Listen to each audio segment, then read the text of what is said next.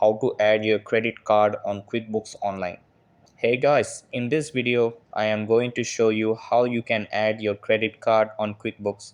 So make sure to watch this video till the end and let's get started. So the first thing that you want to do is open up the QuickBooks website on your laptop or PC. After that, sign into your account and you will be redirected to this page. Over here, you have to click on transactions.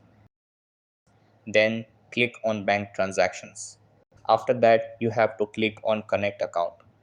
Then select your bank or credit card from the list of popular financial institutions or enter the name of your bank or credit card company in the search bar and select it from the list.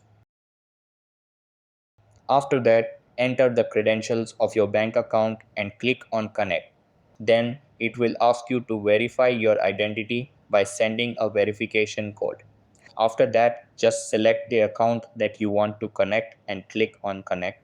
So that's how you can add your credit card on QuickBooks Online. That's all for this video.